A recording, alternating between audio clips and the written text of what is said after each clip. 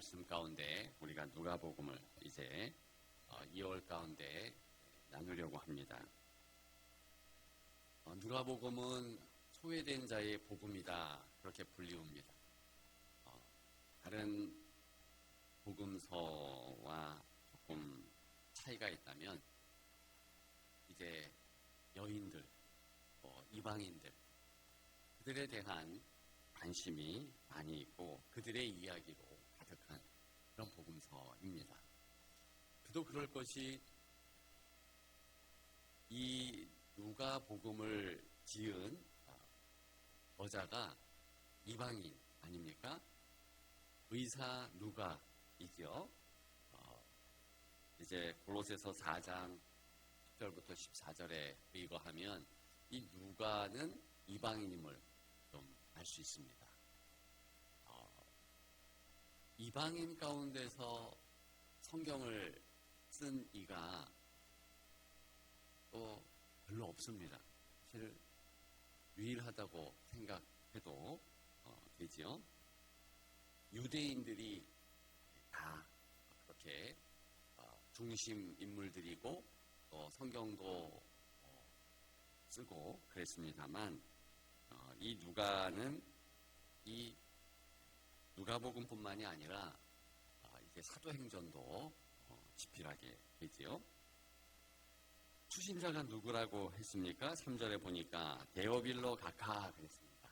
이 데오빌로도 역시 이방인임을 알 수 있습니다. 그런데 5절부터 이제 25절까지 읽어보게 되면 세례 요한의 부친과 모친이 나옵니다. 이 세례 요한의 부친과 모친에 대해서 나오고 있는데요. 5절에 보게 되면 세례 요한 아버지 사가랴, 또 그의 아내는 엘리사벳이다 것을 알 수 있습니다. 근데 이 두 사람도 역시 소외된 이들이죠. 왜 그렇지요? 7절에 보니까 엘리사벳이 잉태를 못함으로 그랬습니다. 여성으로서 자녀가 없다, 잉태를 할 수 없다, 굉장히 불행이 있는 사람이요. 또 한편으로는 남들이 이렇게 혀를 찰 사람들이고 어쩔 수 없이 소외될 수밖에 없는 그런 고대 사회였다는 것이죠. 그러면서 이들이 상황이 어떻습니까? 7절에 보니까 자식도 없는데 두 사람의 나이가 많더라 그랬습니다. 연세가 지긋한 이들이 또 소외받는 이유라는 것을 알 수 있습니다. 생산성이 일단은 없잖아요. 지금보다야 훨씬 더 나은 고대 사회입니다. 유대인들 가운데서는 나이가 있는 분들이 존중을 받아요. 존경을 받습니다. 그 사실은 분명하지만 나이 있다는 것 자체가 어쩔 수 없이 부층적인 소외 그룹이라는 것을 알 수 있습니다. 그런 이들에게 하나님의 강력한 은혜가 있고 그런 가정에게 하나님의 강력한 은혜가 있다. 그러면서 세례 요한의 출생 이야기가 예수 그리스도의 그 큰 이야기 안에서 전개가 됩니다. 이것이 25절까지의 내용입니다. 저는 이 본문 가운데서 두 가지 메시지를 나누려고 합니다. 첫째는요, 바로 소외될 때, 내가 소외자다라고 생각할 때, 그때는 엎드릴 때다. 그것을 같이 나누고 싶죠. 8절부터 쭉 보게 되면 이 사가랴가 그 반열의 차례대로 하나님 앞에서 제사장의 직무를 행할세 그랬습니다. 우리 9절 11절까지 9절부터 11절까지 다 같이 읽습니다. 제사장의 전례를 따라 제비를 뽑아 주의 성전에 들어가 분향하고 모든 백성은 그 분향하는 시간에 밖에서 기도하더니 주의 사자가 그에게 나타나 상단 우편에 선지라. 아멘. 당시에 제사장이 이제 반열에 따라서 그러니까 그룹을 지은 거죠. 그래서 1반열부터 24반열까지 있는데 24,000명입니다. 1,000명씩 묶은 거예요. 그리고 이들이 1년을 섬기게 되는데 제비 뽑아서 48주를 섬기도록 합니다. 그래서 이제 뽑힌 이들이 2주간 섬겨요. 2주간 섬기는데 3명이 뽑히는데 그 중에 2명은 바깥쪽에서 성전을 섬기는데 바깥쪽에서 단 한 사람만 제비 뽑아서 그 안쪽 성소에 분향을 하는 일을 담당하게 됩니다. 그러니까 한번 생각해 보세요. 지금 확률이 완전히 로또급 아닙니까? 24,000분의 1이에요. 그렇죠? 근데 누가 뽑혔는가? 지금 사가랴가 뽑힌 겁니다. 그렇게 해서 반차의 제사장 직무를 제비 뽑아서 분향하게 되었다. 9절까지 읽었는데 유대인들이 이걸 읽으면 하나님께서 주목하셨고 하나님이 뽑아주셨구나. 붙잡아주셨구나. 그걸 알 수 있어요. 우리가 이 땅을 살아가면서 하나님이 가장 먼저 관심 있는 자가 누구인지 그걸 알아야 돼요. 그래야지 기도 응답도 확실하고 기도할 마음도 확실히 생길 수 있습니다. 하나님은 보아와 바보의 하나님이시다. 그런 표현이 구약에 많이 있는데요. 보아와 과부가 바로 소외받는 이들이에요. 오늘 특별히 많은 제사장 그룹들이 있는데 그들 가운데서 한 사람을 뽑는데 나의 최고 많은 자 그리고 자식도 없는 자 그에게 하나님의 은혜가 전폭적으로 비쳤다는 겁니다. 만일 우리 스스로가 나 참 하나님의 은혜가 필요해.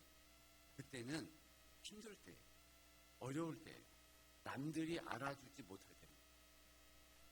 세상 사람들이 주목해주고 여러 사람들이 박수 쳐주고 그러면 나름대로 괜찮습니다.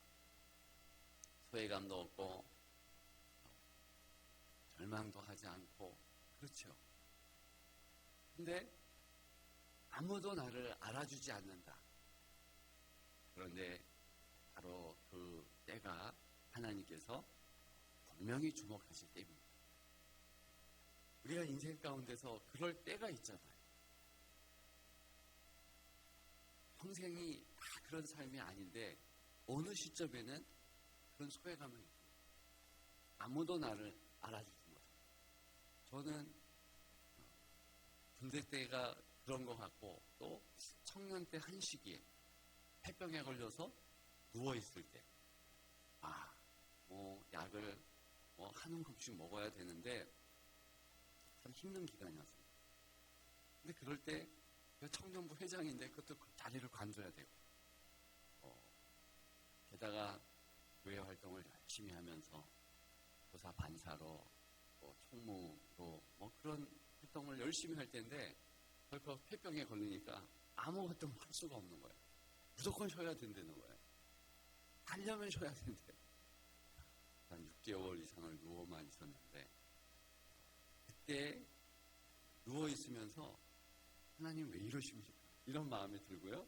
엄청나게 소외감을 안 느낄 수가 없더라고요. 바로 그런 시기이죠. 역으로 그때는 내 느낌과 내 생각이 틀렸다는 것을 확신해야 됩니다. 나는 소외감 있고 나는 버려진 것 같지만 절대로 그렇지 않아요. 하나님께서 주목하시고 하나님이 주장하시는 시간이라는 거예요. 믿으면 아멘. 예, 바로 그때가 기도할 때라는 거예요. 기도가 나오지 않지만 마음을 다해서 주여 도와주옵소서, 힘주옵소서, 그렇게 해야 하는 시간이라는 것입니다.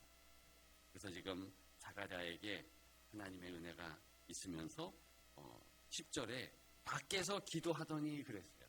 이거는 다른 제사장들도 기도하고 또 성소를 찾아온 성도들도 기도하고 그런 뜻입니다. 근데 사가랴가 기도 안 했겠습니까? 기도했다는 것을 이렇게 표현하고 있습니다. 기도의 내용이 나오고 있죠. 12절에 보니 사가랴가 보고 놀라워 무서워하니 엎드려졌죠. 13절에 천사가 그에게 이르되, 이 천사라는 표현은 하나님이 보냈다 이런 뜻이에요. 다시 얘기해서 하나님께서 직접 오셨다 이런 의미도 되는 것입니다. 상단 우편에 섰는데 무서워하고 있는데 뭐라고 천사가 얘기합니까? 무서워하지 말라. 너의 간구함이 들린지라. 너희의 간구함이 아니라 너의 간구함. 뭘 간구했겠습니까? 주여, 애기 주옵소서. 이걸 간구했겠죠. 자녀가 없으니까 자녀 주옵소서. 근데 나이가 많이 있으니까 포기한 듯해요. 그러면서 이 천사가 뭐라고 얘기합니까? 우리 13절 다 같이 읽습니다. 천사가 그에게 이르되, 무서워하지 말라. 너의 간구함이 들린지라. 내 아내 엘리사벳이 내게 아들을 낳아주리니 그 이름을 요한이라 하라. 아멘. 너도 기뻐하고 즐거워할 것이요 많은 사람도 그의 태어남을 기뻐하리라. 그러면서 이렇게 세례 요한이 태어날 것을 사가랴에게 말씀합니다. 당연히 태어나지요. 그래서 두 번째 메시지는요, 기다립니다. 하나님께서 사인을 주시면 반드시 이루어집니다. 제가 예배 드리기 전에 방송실에서 집사님께서 급하게 방송이 안 나오고 있습니다. 껐다 켰다 하는데도 안 나와요. 이렇게 오늘처럼 춥고 또 어느 때 덥고 이럴 때는 이상하게 방송 시설이 좀 어려움이 있습니다. 그래서 돌아가셔가지고 이렇게 급한 그런 분위기를 감지를 했는데 제 마음에는 켜질 것이다. 괜찮다. 사실 없으면 어떻습니까? 그냥 앞에 나가서 오집사님 옆에서 그냥 보건사님 옆에서 제가 육성을 하면 돼요. 아무튼 근데 마음에는 켜질 것이다. 근데 꼭 저에게는 이 기도 응답이 있을 것에 대해서 이렇게 마음으로 사인을 주세요. 확신을 확 주십니다. 어떤 성도의 기도 제목 가지고서 씨름할 때 괜찮아, 된다. 그러면서 평강이 오면 하나님께서 그 성도에게 사인을 주시는구나, 은혜를 주시는구나. 성도를 위해서 기도할 때 그런 사인이 있을 때가 있어요. 분명히 이 본문에서도 사가랴에게 이렇게 말씀하시면서 사인을 주십니다. 구체적인 말이 이 사인 아닙니까? 너 기뻐할 거다. 다 기뻐할 거다. 그러면서 포도주 독한 술 마시지 말고 모태로부터 성령의 충만 받고 그가 나실린의 사명을 받을 것이다. 사인 받았으면 아멘 할렐루야 그래야 되는데 그는 믿을 수가 없던 거예요. 나처럼 나이 많은 자가 어떻게 자녀를 낳을까? 아브라함의 그 번뇌가 똑같이 있었던 겁니다. 안 믿어요, 안 믿어. 그냥 기다리면 되는데. 사실 그러면서 이제 태어날 때까지 말을 못하는 그런 어려움이 있게 되지요.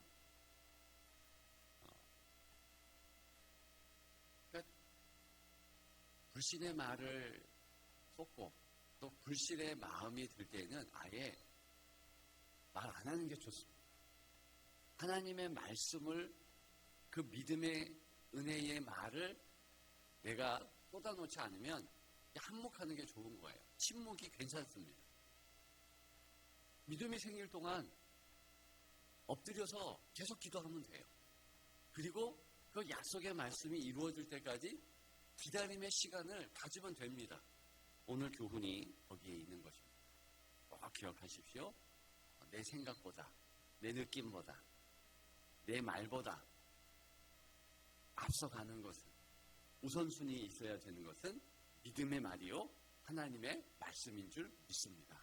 할 수 있거든요. 무슨 말이냐? 믿는 자에게 능치 못한 일이 없도다. 그러면 그 말씀을 품고 기다리면 되는 거예요. 소망하면 되는 겁니다. 그런 여러분들 되시기를 주님의 이름으로 축복합니다. 하나님 감사.